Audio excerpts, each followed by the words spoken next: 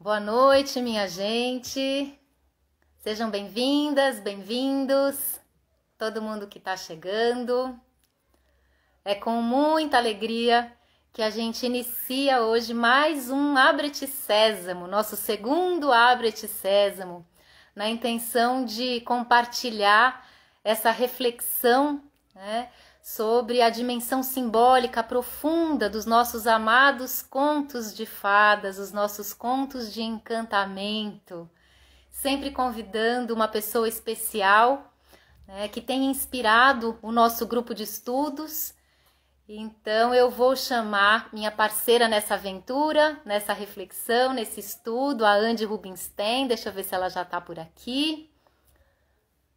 Chamar a Andy para entrar e logo logo a gente chama o Marco Aurélio, que é o nosso convidado da noite. Vamos ver se a Andy já está por aqui. Andy, dá um salve. Bem-vindas, bem-vindos. Ah, o Marco já entrou, que maravilha.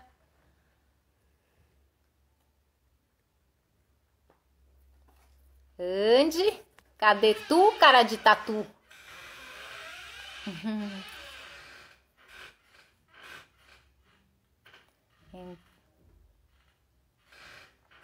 Andy.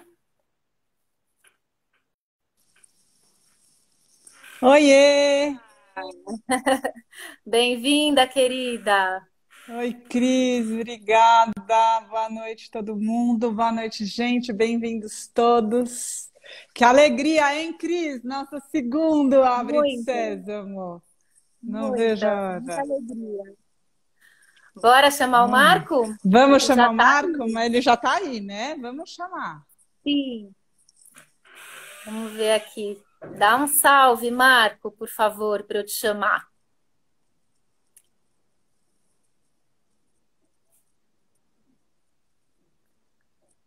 Ixi, peraí, gente.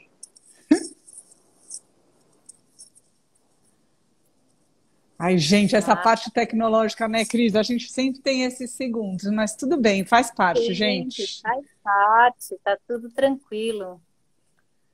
Só ele precisa dar um salve para eu poder Para convidar. você poder convidar, ele entrou mesmo. Eu vi que ele entrou. Sim. Marco Aurélio, estou muito curiosa. Marco, se puder dar um oizinho. Ah, beleza, aqui. Eba. Chegando.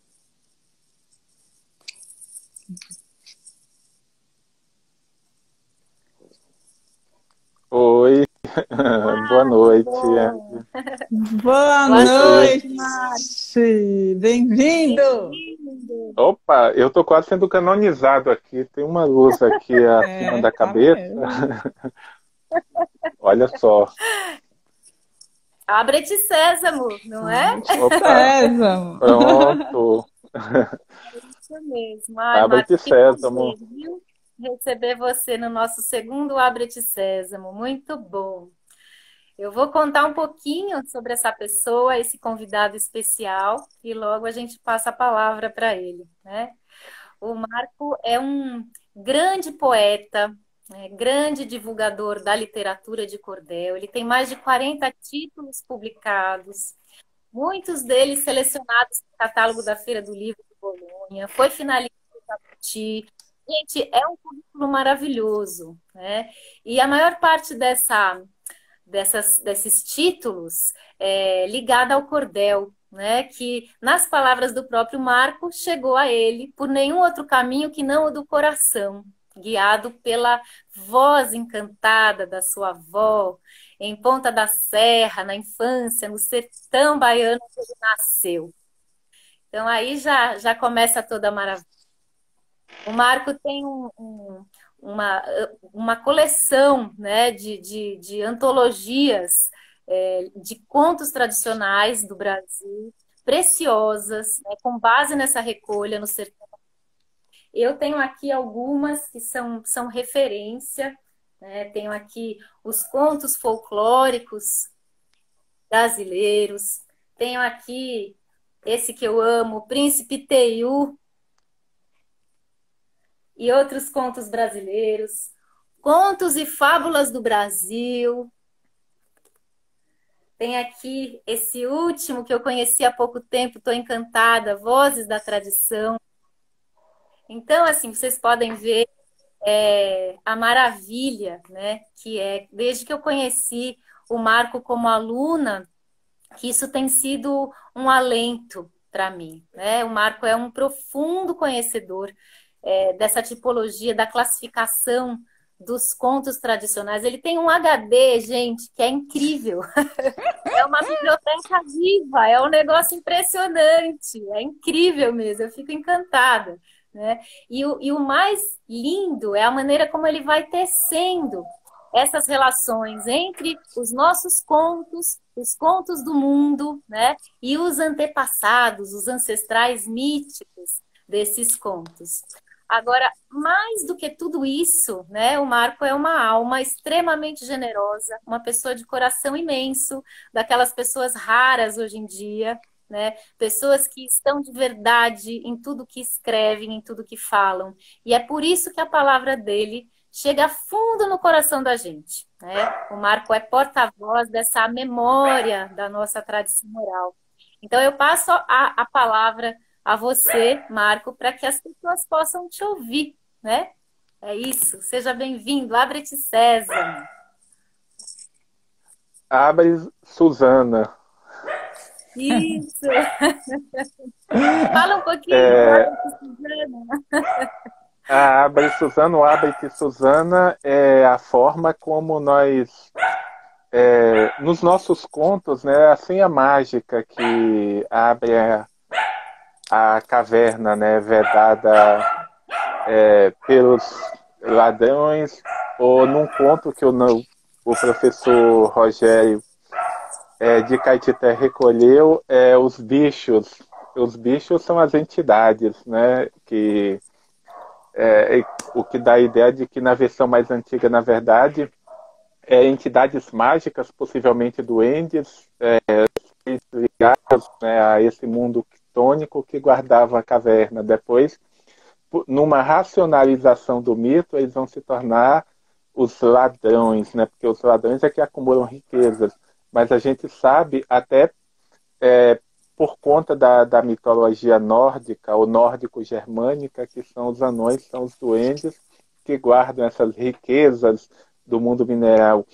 E o conto de Ali Baba, apesar de difundido, né, no mundo árabe, é um conto persa, inclusive localizado na Pérsia. Então ele tem muito dessa raiz indo-europeia que os irmãos Grimm vão chamar, né, de a montanha Semeli.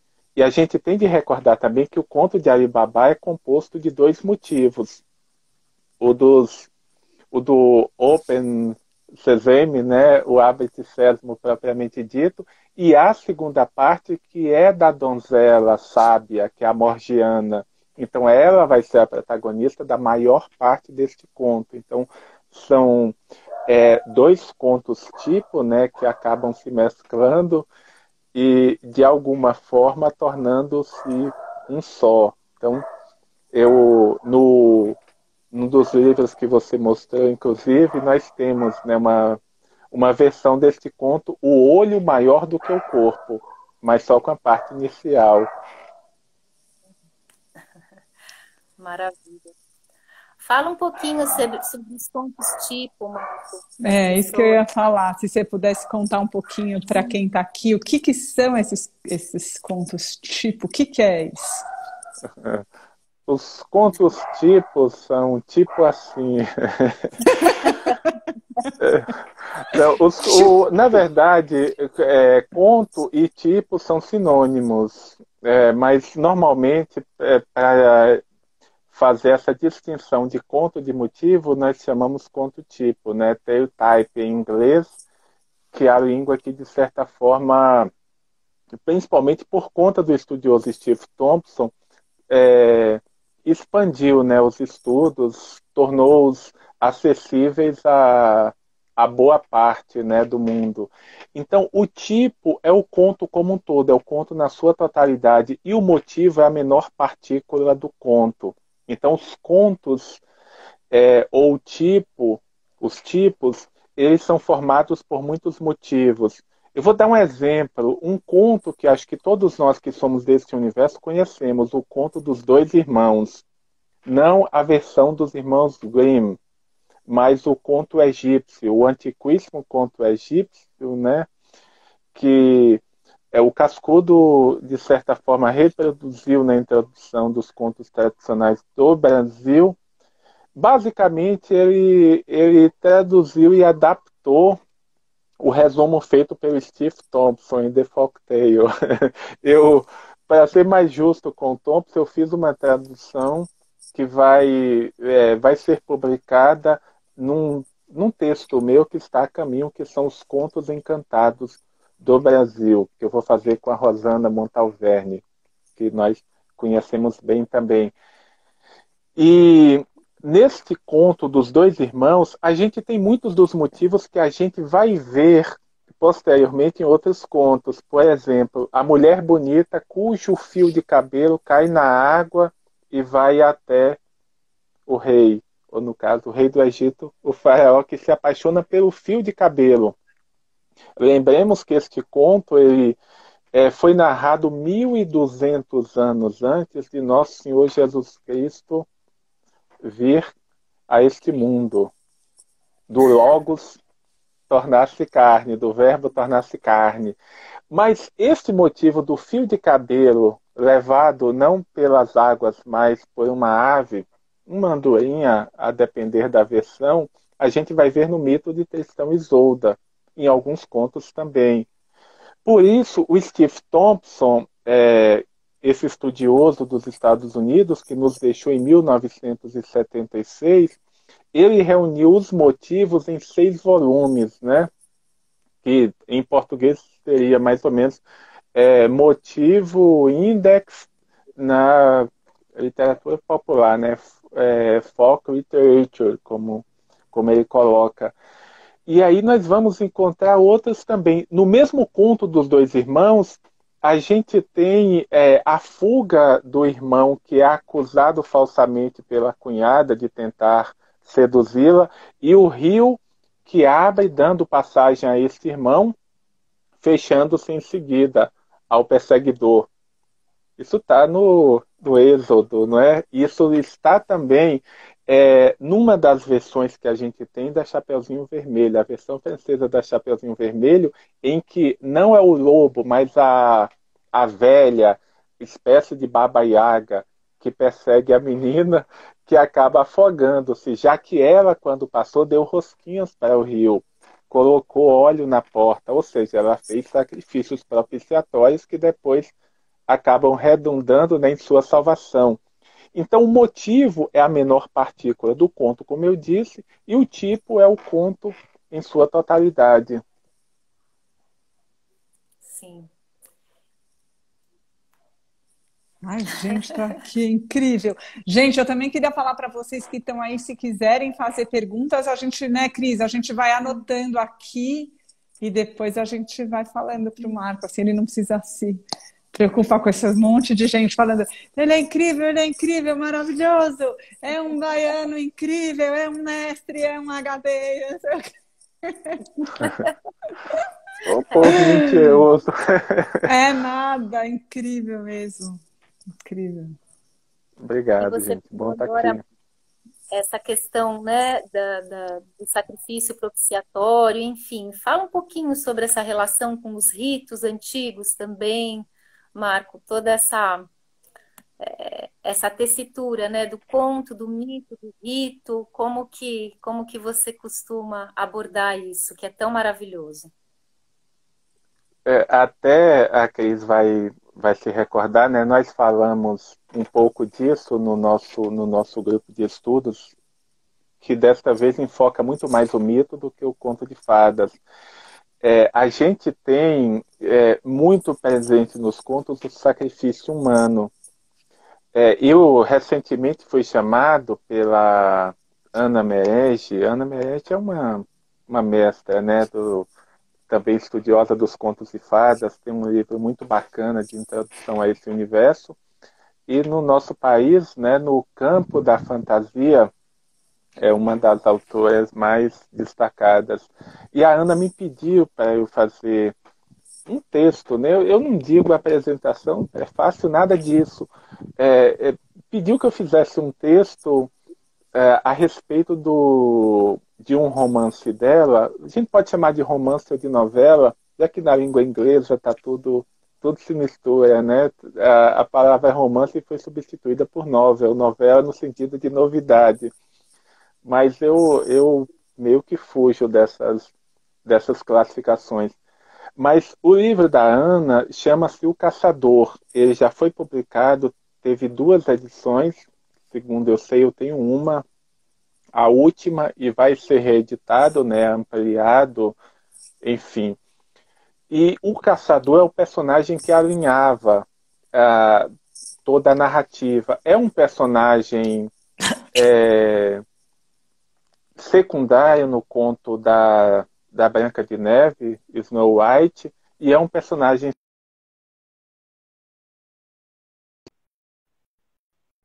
está muito mais perto da vilania, e o da Chapeuzinho é o Salvador, propriamente dito. Só que ela conseguiu fazer com que o personagem de uma narrativa se tornasse também o personagem da outra. E ao longo desta jornada, e eu não posso dar spoiler aqui,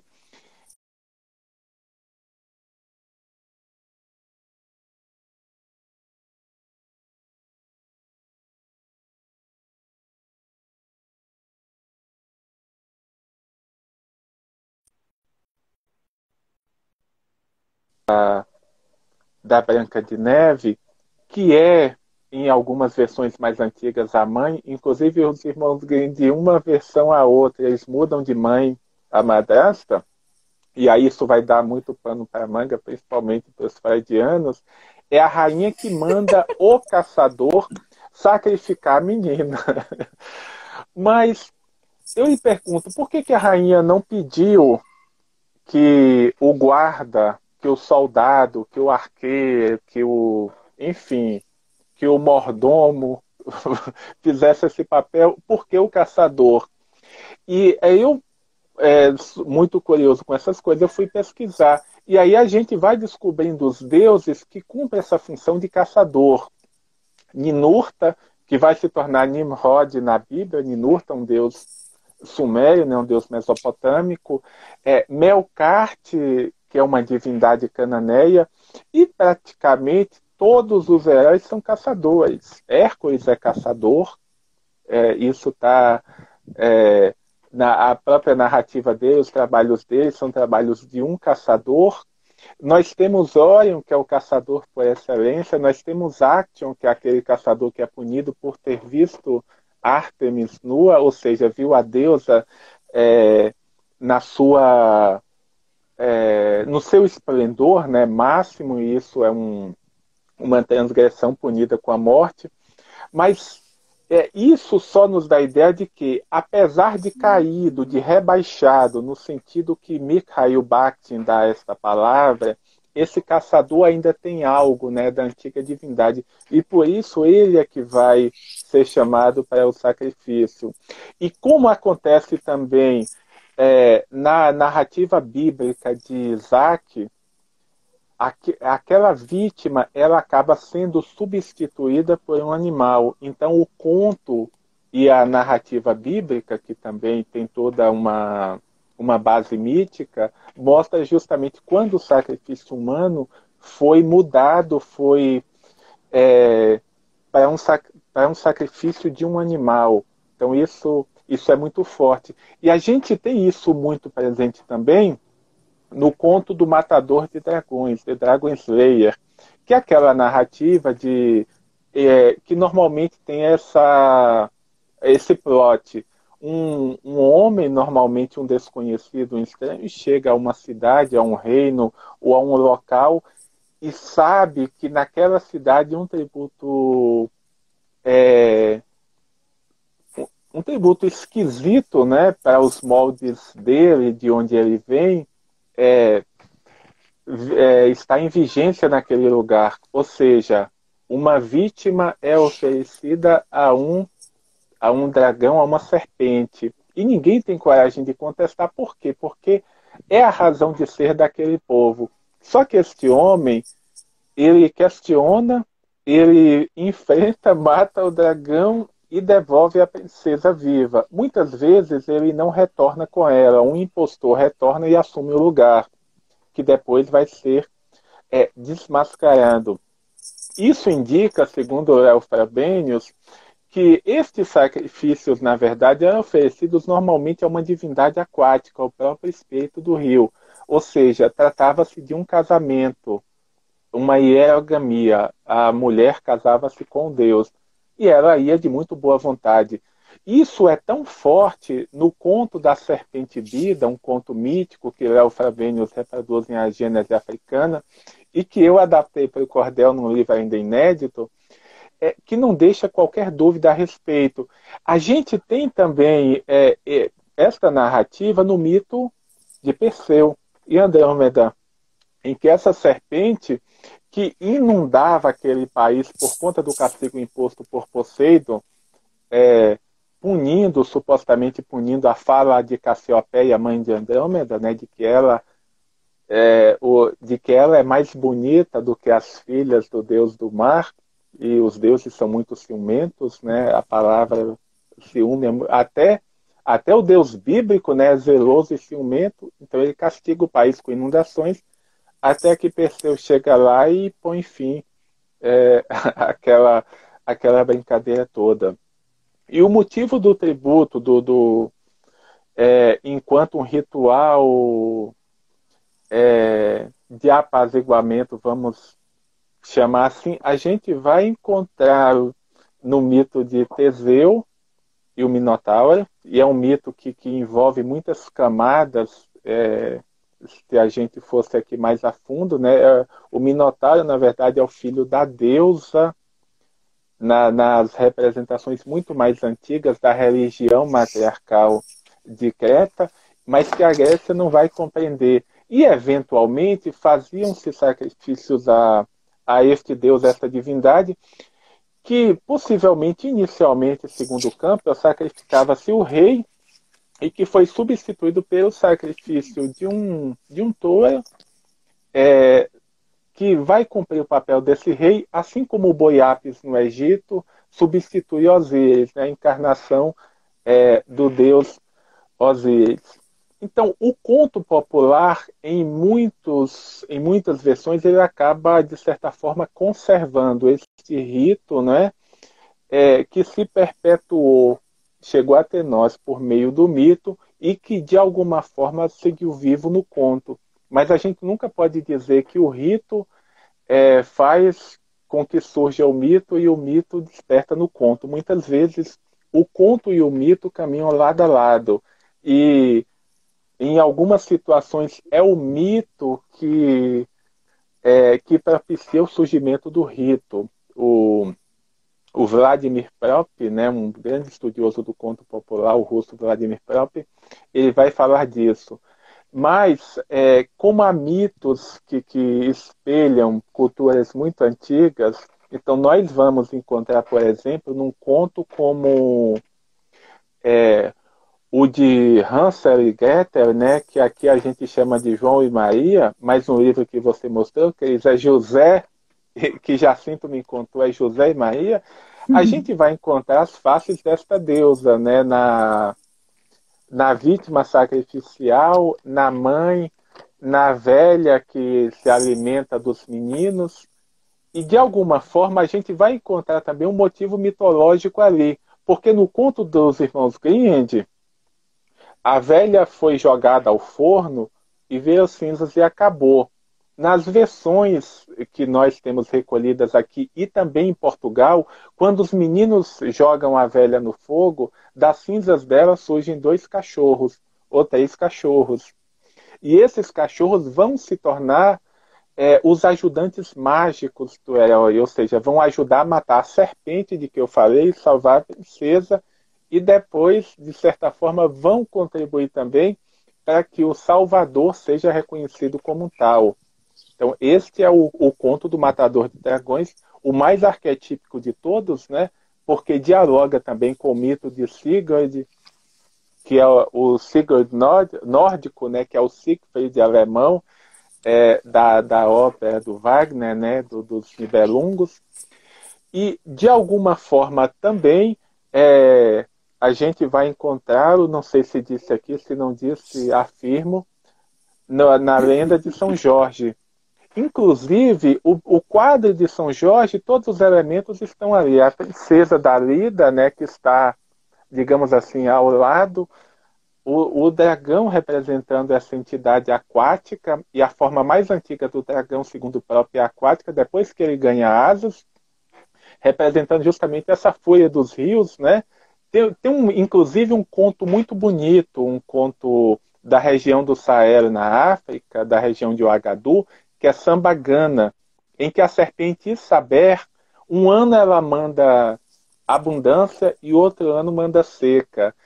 E essa serpente a gente associa com o rio Níger. E Sambagana fica sabendo que a princesa Náuja, ela havia perdido, o pai dela, na verdade, havia perdido 80 cidades.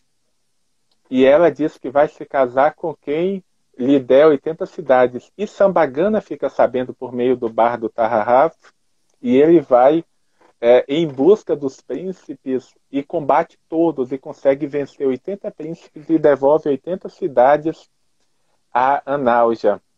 Só que ele não conversa com ela. O Tarrahaf, ele vai como bardo e canta para ela as façanhas de Sambagana. E ela diz, eu vou me casar com Sambagana quando ele matar a serpente de Saber. Sambagana fica sabendo e luta com a serpente. Ele luta por 8 anos, gasta, né, nessa luta 80, às vezes, a depender da versão, 800 lanças, 800 espadas, e ao cabo de 8 anos consegue matá-la. O bardo vai até a Anáuja e diz a ela que Sambagana foi bem sucedido. E ela diz, então, que ele me traga a serpente até aqui. E ele sabia que aquela missão era impossível, porque a serpente, e aí sou eu que digo, é o próprio rio que ele havia domado, digamos assim. E por conta disso ele acaba dando cabo da própria vida. Quando a Náuja fica sabendo, ela fica tão assustada, Anáuja ou Anália, depende da versão. Como foi um alemão que fixou, a gente pode transformar esse J em um I. Ela fica tão agoniada que ela vai finalmente conhecer Sambagana. E ela pede que se construa um túmulo, e toda vez ela sobe ao túmulo, pede alguém que suba para ver se a cidade dela já pode ser vista daquele túmulo. E a cidade não pode ser vista. Ao cabo de 8 anos, quando a cidade pode ser avistada, ela também acaba dando cabo da própria vida e casa-se finalmente com Sambagana. É uma história muito bonita e que eu também acabei vertendo, adaptando, né, para o cordel. E a gente tem aí o motivo do matador da serpente, mas com uma poesia que dificilmente a gente encontra, mesmo nos contos indo-europeus. E essa narrativa está na Gênese africana, né, que o Léo Frobenius reuniu juntamente com o que eu chamo de a Epopeia de Ouagadougou, onde nós temos também o conto de Mamadi Sef Decote, o matador da serpente vida, e que também tem um final muito semelhante aos finais de narrativas míticas de outros povos. O herói é aquele que faz o sacrifício. Então, no mito, normalmente, as coisas não terminam muito bem. O conto já faz uma curva em outro sentido. No conto, quase sempre, ele acaba desposando, né, a princesa. Então, há o que a gente chama uma curva de correção. Mas no mito é justamente o sacrifício que torna ele digno de ser venerado. Assim, Aquiles morre justamente no único ponto em que ele podia ser atingido. Assim, Siegfried, ou Sigurd, morre atingido nas costas por Hagen, porque ele banhou-se no sangue do Fafnir, do dragão, da serpente, mas uma folha impediu, justamente naquele ponto, né, que ele pudesse ser coberto por esse sangue que ia torná-lo imortal e vulnerável, mas acima de qualquer coisa imortal. Então sempre tem uma falha que faz com que esta personagem, né, que está acima do comum dos mortais, mas ela acaba perdendo. Gilgamesh, depois de ir até o fim do mundo, até o submundo, de ter conseguido a planta que lhe garantia a imortalidade, acaba vencido pelo sono e perdendo para a serpente. A serpente está em toda parte, né, em todo canto. Mas no conto popular, normalmente, este final, digamos assim, porque ele já se descola daquele povo que tinha naquela figura uma referência quase que histórica, né? Muitos desses personagens, segundo J.S. Kirk, estudioso principalmente da mitologia dos gregos, os túmulos deles vão sendo descobertos desde o período micênico, né? A Micenas é a cidade que absorve muito da cultura cretense. E a gente vai encontrar esses Agamenon, Menelau, nascem, né, dessa civilização micênica. As máscaras dos reis descobertas muito tempo depois vão ser associadas a Agamenon, que a gente citou aqui, é aquele que vai ser o responsável por comandar as hostes gregas diante de Ilion, que nós chamamos de Troia, porque o seu irmão Menelau foi vilipendiado, tendo a sua esposa raptada. O próprio motivo do rapto, né, provocando uma guerra, a gente vai encontrar na epopeia mais antiga Ramayana, o rapto de Sita, e que provoca a invasão do Ceilão, né, por Rama e seu exército, ele e seu amigo, né, o deus macaco Hanuman. Então, tudo está conectado. Inclusive, Rama é o único homem que é capaz de dobrar um arco. A gente vai encontrar isso também no mito de Ulisses, quando retorna a Ítaca, né, depois de muito tempo, ainda sob disfarce e sob a proteção de Atena, dando-se a conhecer quando ele mata todos os pretendentes à mão de Penélope. Eu digo que essas narrativas, na verdade, são fios, né, de um mesmo tecido mítico, né, de um mesmo arcabouço mito-poético. E a gente tem a sorte de encontrar ainda, nos sertões do nosso país, pessoas que não têm informação nenhuma acerca dessas narrativas míticas, mas ainda são vozes, né, que fazem com que todo esse passado emane, né, jorre assim de uma forma muito, muito generosa. E eu tenho tido essa sorte, eu tenho encontrado essas pessoas. Aliás, desde cedo, Andy Case, eu tenho me deparado, né, com esse mundo. Quando adolescente, eu escrevi esse cordel aqui. Opa, tem mais que pra cortar cá. aí. É. Pronto. Ah, Esse desenho é meu.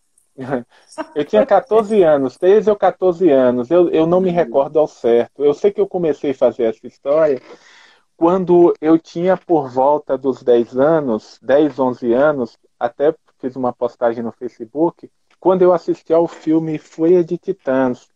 eu Aquele lembro desse filme. da Medusa, do Da Pégasus. Medusa, sim, maravilhoso, eu também.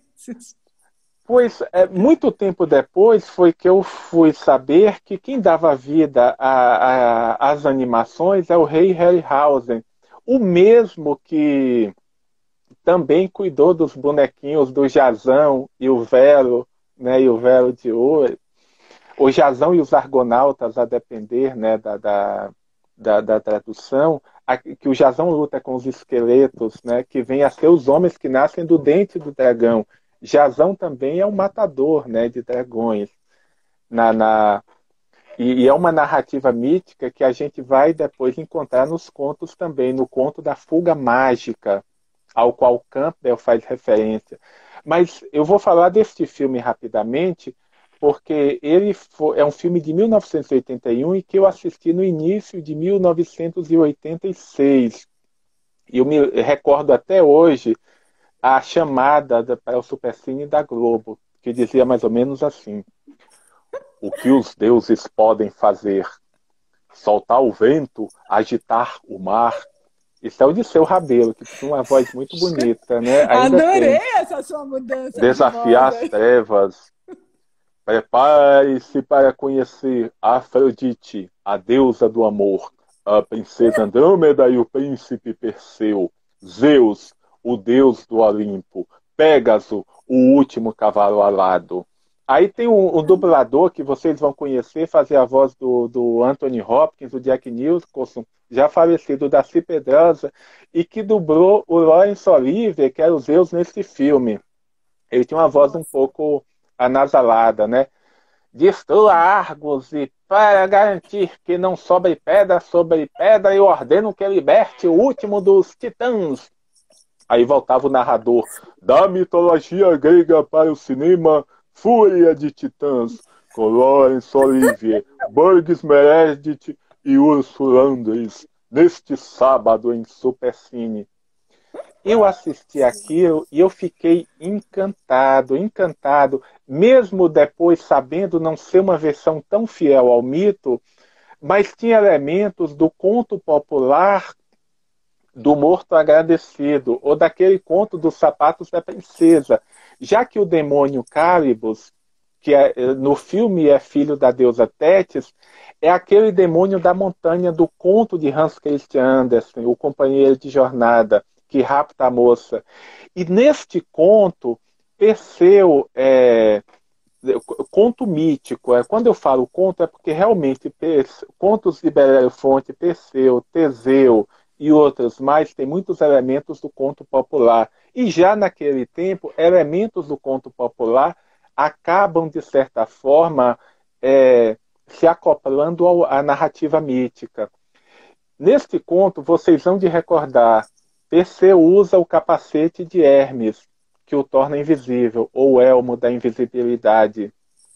Ele usa também as sandálias de Hermes, e com elas ele voa até os confins do Ocidente, onde fica a entrada do submundo e onde as górgonas vivem.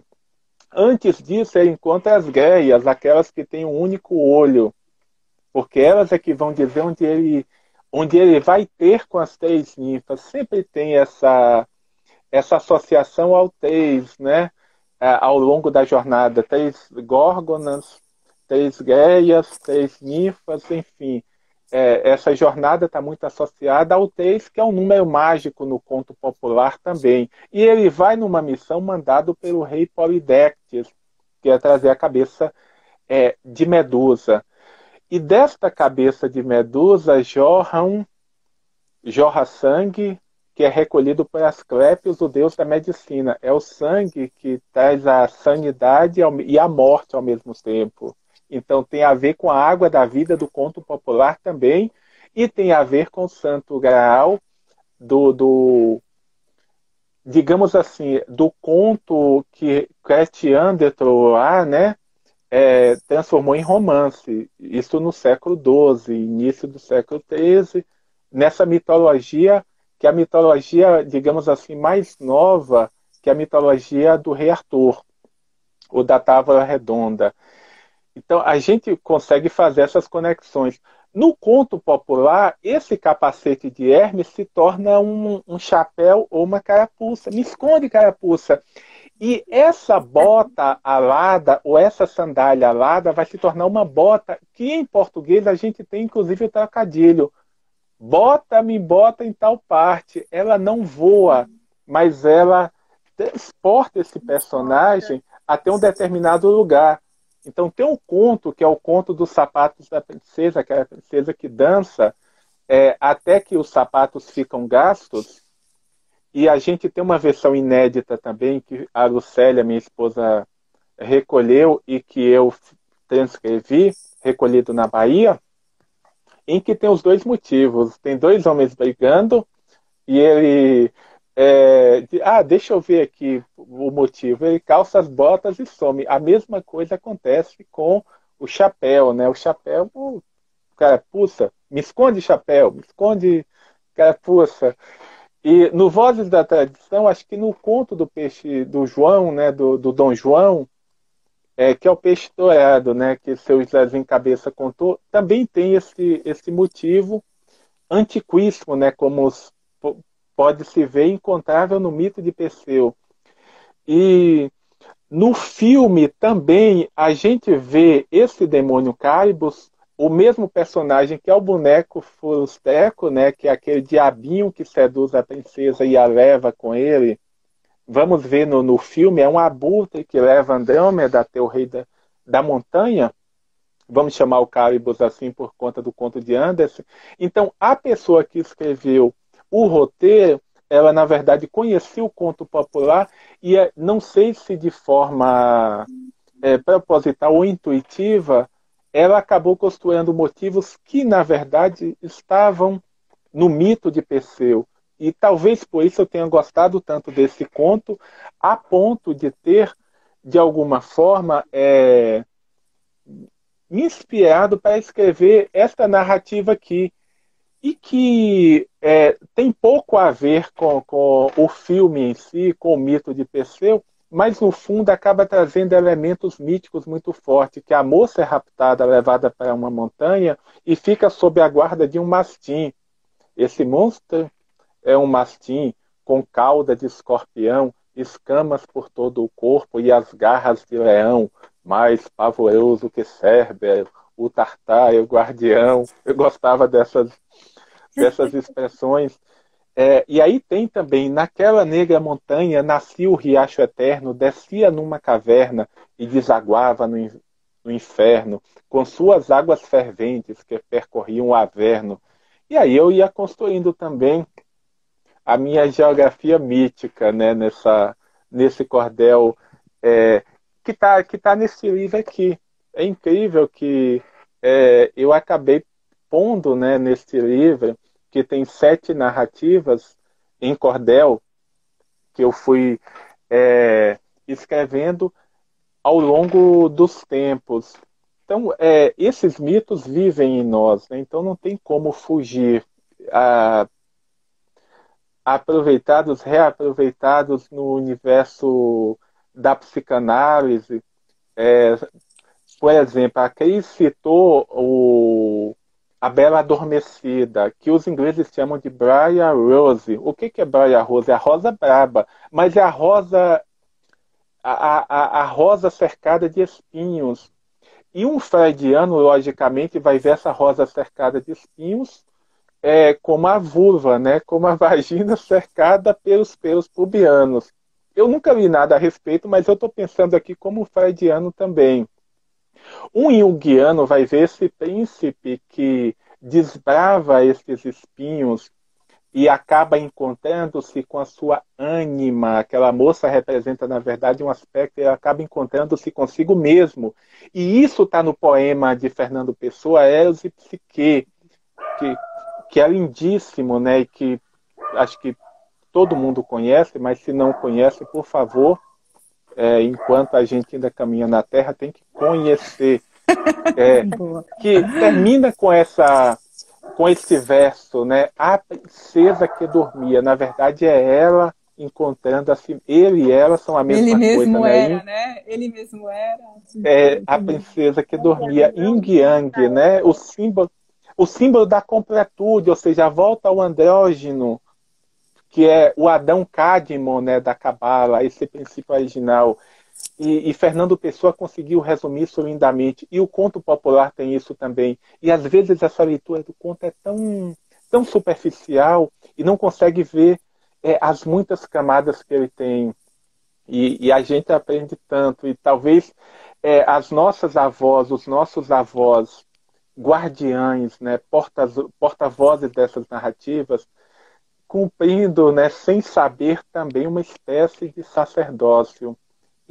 E a gente deve tanto, né, a eles e a elas. O Marco. Gente, é tão incrível, né? Que você vai indo, indo, indo. Eu não sei, eu fico imaginando os seus neurônios assim, tipo, trabalhando. Ah, um monte Vai. de sinapse. Nossa, sinapses loucas. Mas eu queria te pedir. A verdade é que eu fui anotando várias perguntas, acho que nem vai dar tempo de fazer, né? Mas uma coisa que eu queria te perguntar agora, disso que você falou agora no finalzinho, é disso do conto e do mito vivem dentro da gente, né? Você falou, a gente, essas narrativas, se você puder elaborar um pouco mais assim sobre isso, que eu acho que isso tem muito a ver com a gente ir além, mesmo além disso que a gente está tentando entender dessa simbologia, o que afinal esses mitos e esses contos, o que afinal eles estão falando, né, sobre a gente.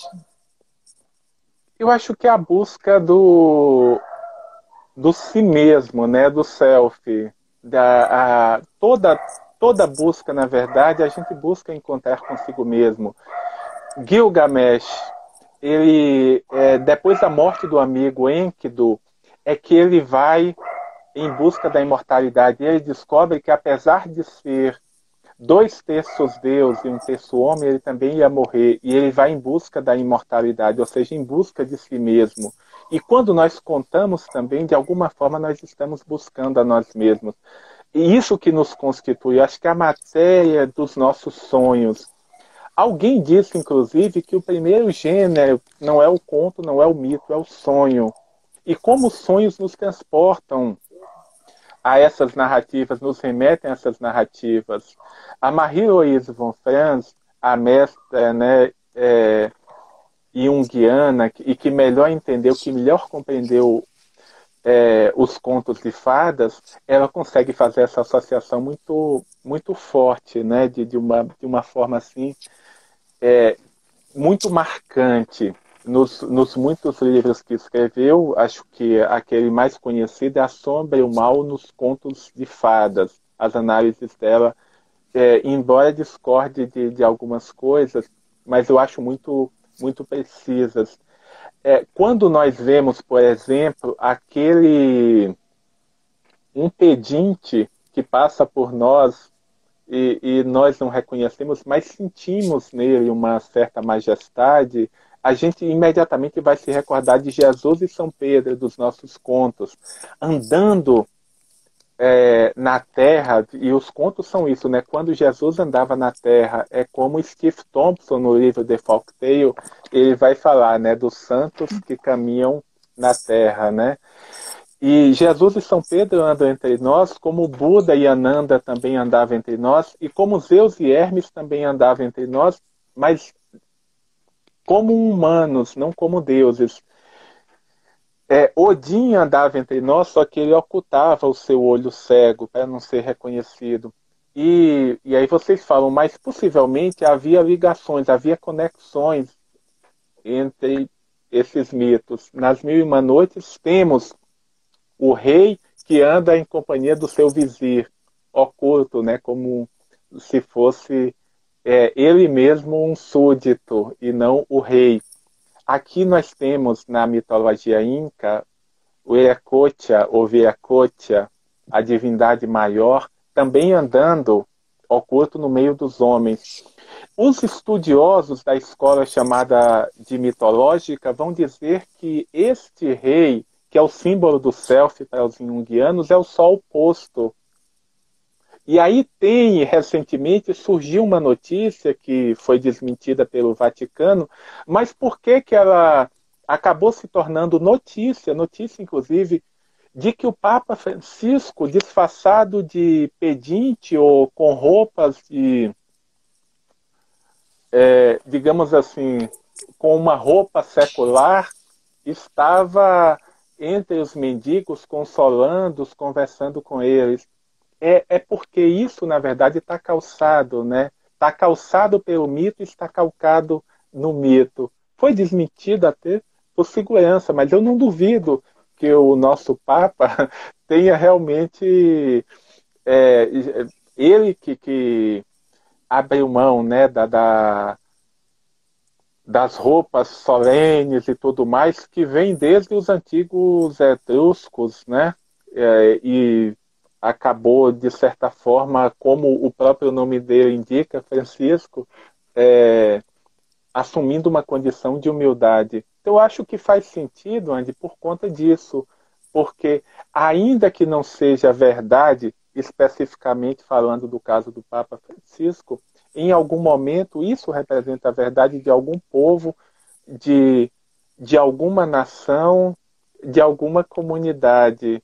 E aquilo que deixou de ser rito, digamos assim, porque nós temos o carnaval também, no qual o rei se torna o bufão, né? O rei se torna o mendigo. O carnaval é essa inversão.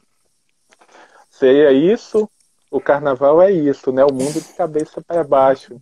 Então, os nossos sonhos também, a gente tem esses elementos, né? O trickster, a gente tem o personagem heróico, todos esses personagens passeiam nos nossos sonhos, né? Nas camadas mais profundas do nosso inconsciente. Maravilha. Gente, uau, né? Não, alguém falou aqui, não consigo nem respirar, vou ter que assistir essa live umas 7 vezes. Absorver.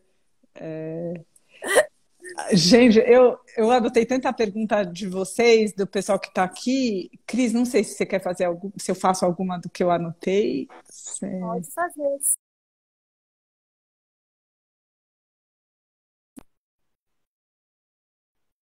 Aqui na ordem que você quiser, tá? Uma, quando você estava falando da serpente, da cobra, né? E também dos abatedores de dragão. Perguntaram se os contos da cobra grande brasileira se tem a ver com esses, se tem a ver com essa referência. E outra também,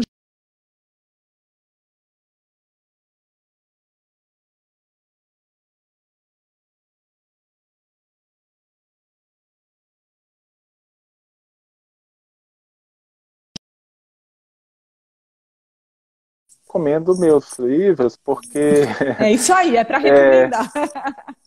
Isso mesmo. porque Eu além da reprodução de contos diretamente da fonte, tem notas remissivas ao final. E lógico, a coleção do Silvio Romero, comentada por Cascudo, que saiu pela Itatiaia, o próprio Cascudo, o livro da Ana Merege também é muito bom, e outros mais. Tem assim, em torno do medo e do mal, foi republicado um livro muito bom da dona Ruth Guimarães, chamado Os Filhos do Medo, em que no final ela reúne também contos, reúne mitos, e é uma personagem da maior importância, foi quem traduziu, né, quem inverteu para o português, a partir do latim, o asno de ouro de Apuleio, onde a gente tem o conto mítico, né, de Cupido e Psique, que vem a ser os contos do noivo animal, como o Príncipe Teiu, que a Cris mostrou aqui. E sim, Andy, a boiúna, um boi guaçu, a cobra grande, ela representa justamente o rio, né? O rio serpenteia. Então a imaginação poética de todos os povos enxerga nos rios essa serpente. Muitas vezes essa serpente acaba sendo associada ao mal. Tem uma lenda em Juazeiro da Bahia de uma serpente que foi amarrada com 3 fios do cabelo da Virgem Maria. E quando ela se soltar, aí o mundo acaba. Se a gente pensar bem, a Jormungand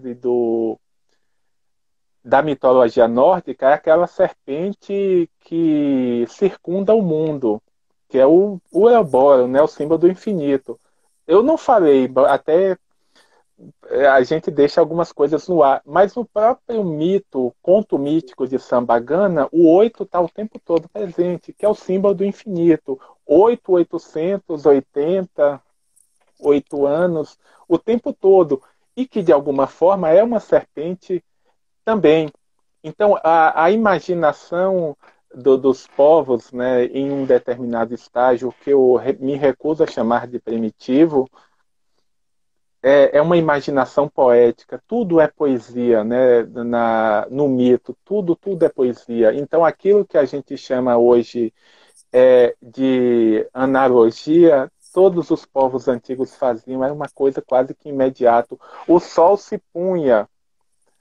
Alguém dizia que é uma velha que foi devorada pelo lobo. É aquela que nasceu menina, Chapeuzinho, né, na sua origem, já que Sol, na mitologia nórdica, Sol é mulher, a deusa Sol. O nome é Sol realmente, a palavra grega para Sol é Hélio, nós não herdamos Sol, e que vai se tornar Suna, né, para os alemães, e Sun, ingleses. Então, Sol é perseguida pelo lobo Skoll como menina, e quando se põe, ela aparentemente ela acaba sendo devorada, só que a boca da noite, que é a boca do lobo depois, ela vai ser rompida, ou seja, o romper do dia, e nasce novamente na forma de menina.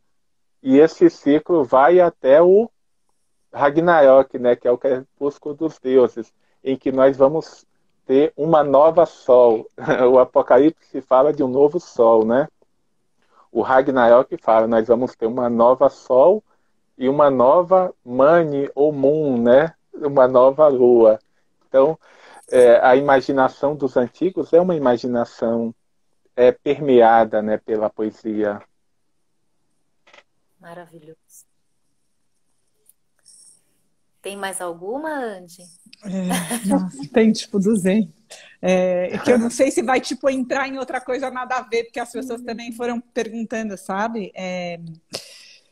Deixa eu pensar. Bom, eu vou fazer aqui uma outra, que é um outro tema, mas alguém perguntou de contadores tradicionais do sudeste da Bahia. Como você falou um pouco, eu não sei se... Agora eu já não sei se a pessoa queria dicas de contadores específicos ou que você falasse um pouco desses contadores tradicionais. E dessa recolha, né, Marco, dessa escuta desses contadores, dessa sua relação, né, com essas pessoas que transmitiram, né, tantas histórias lindas que você registrou. Isso, na verdade é Sudoeste, Andy, que foi onde eu nasci, na Ponta da Serra. Sudoeste. Essa Ponta da Serra, Sudoeste, região em que a Caatinga e o Cerrado... A minha avó Luzia, foi quem me introduziu nesse mundo dos contos, né? Ela contava, normalmente ela contava à noite. Tem uma superstição que diz que quem conta a história de dia cria rabo de cutia. É até o título de um infantil, né, que eu escrevi. E minha avó normalmente contava à noite. E contou o Belo Esfronte, contou a Guime Guimar, que vem ser, de certa forma, uma remodelagem do conto de Jasão e Medeia. Não a parte trágica, né? Porque Medeia é um conto também com muitas camadas, né? Inclusive a questão do ritual dos sacrifícios humanos de Corinto, que depois vão ser colados, né? Como um rótulo à imagem dela, como a mulher que mata os filhos. Na verdade, vem de um antigo sacrifício ritual à terra, né? A deusa da terra. Mas eu não vou falar disso não, senão a gente sai. Eu vou voltar para a Ponta da Serra, para minha avó Luzia, e que começou desde cedo me contando histórias. Mas minha tia também, tia Lili também contava, a madrinha Nezinha, a madrinha do meu pai, também contava, Jacintinho, que contou o José e Maria, também já na minha infância. E eu recomecei, na verdade, esse trabalho, mas com vistas à publicação, a uma pesquisa mesmo, em 2004 e 2005, mais em 2005. Então a Lucélia me ajudou bastante nessas recolhas, e eu não tinha noção do que eu ia fazer com isso. Eu simplesmente senti como se fosse algo que eu precisava fazer naquele momento. E eu também dava aula numa escola pública em Igaporã, na Bahia, e eu senti essa necessidade de trabalhar os contos com meus alunos. Quando eles começaram... a gente começou a ver o livro didático e tinha uns conteúdos lá que não faziam muito sentido, né? As pessoas não deixam espaço também para essas vivências. E eu pedi, falei, então, por favor, vocês me tragam histórias, cantigas, narrativas acontecidas, e os meninos começam a trazer histórias do berrador, que também é chamado de gritador, né, que é um filho amaldiçoado pela mãe que se torna um bicho, e outras narrativas míticas da comunidade também, envolvendo pais, avós e tudo mais. Então foi algo que aconteceu de forma muito espontânea, né, muito naturalmente. Falando em bicho, né, em narrativa mítica, aqui as panelas começam a bater contra a perversão do mito, né? A palavra mito, tão bem tratada por Mircea Eliade, por Joseph Campbell, tem sido pervertida nos últimos tempos também.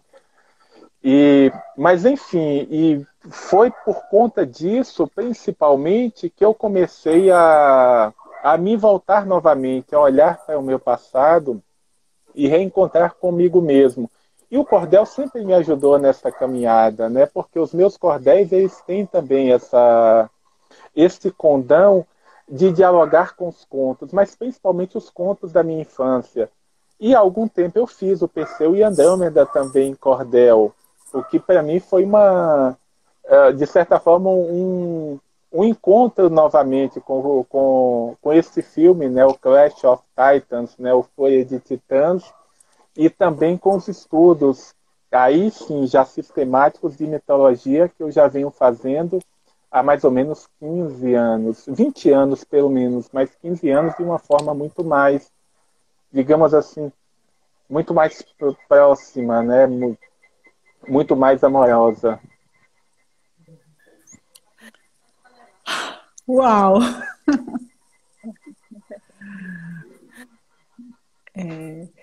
Bom, eu acho que a gente tem que ir encerrando. Cris, não sei se você quer falar, fazer mais alguma. Eu queria fazer um pedido, Marco, que você pudesse trazer um trechinho de um cordel. É tão lindo ouvir você. Então vamos fechar com esse cordel aqui, que eu mostrei para vocês, só um pedacinho. Joia. E vocês vão desculpar porque é coisa de menino. O menino, né? O Puer Eternos. Leia essa história, leitor, até o último momento. Veja os fatos mitológicos no mundo de encantamento, onde a magia é desfeita muito além do pensamento. E aí eu vou dar um pulinho. Um guerreiro valioso, na velha Hélade viveu, de uma bravura imensa que o assemelha a Perseu. Nesse romance eu descrevo o que com ele ocorreu. E aí, quem quiser saber mais, por favor, leia o romance.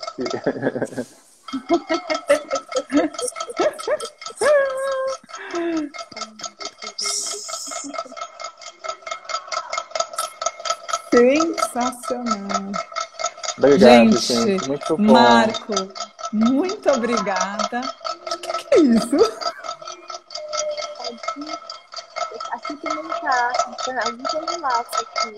Ah, tá. Aqui também. Estamos, outra coisa, né, da Grécia Antiga, estamos vivendo um momento catártico. Total. Normalmente, quando se batia um tambor, espantava-se os maus espíritos, né? Que isso aconteça também. Exato. Conosco. Marco, bom, acho que chegou a nossa hora. Olha, a gente queria te agradecer muito. Queria agradecer a presença de todo mundo que está aqui, que está mandando coraçãozinho, olhinho de coração e tal. Obrigado, gente. Foi incrível muito estar bom. com você. Você é, realmente uma enciclopédia viva. Gente, antes de vocês irem embora, queria dizer que semana que vem tem sobre esses temas que o Marco começou a falar, do número 3, do número 8. Semana que vem a gente vai conversar com a Andréia Munhoz, que é uma numeróloga, e ela vai falar sobre esses padrões numéricos nos contos e sobre... Vamos aprofundar um pouco mais na simbologia dos números, então estão todos convidados. Gente, ainda bem que só começou agora o Panelaço. Fantástico. Então, por favor, ajudem a gente a divulgar. A gente quer que que os contos, os mitos e toda essa simbologia possam se espalhar e chegar no maior número de pessoas possíveis, que a gente possa se conectar com essa coisa maravilhosa que o Marco falou pra gente, que o primeiro gênero não é nem o mito e nem o conto, mas é o sonho, que a gente possa se conectar com os nossos sonhos. Marco, muito obrigada, sem palavras para te agradecer. Muito obrigada para todo mundo que está aí. Gente, agora fecha-te sésamo por hoje. Fecha-te, Suzana. Fecha-te, Suzana. Hoje fecha-te, Suzana. Obrigada. Tchau, gente. Bom sonho.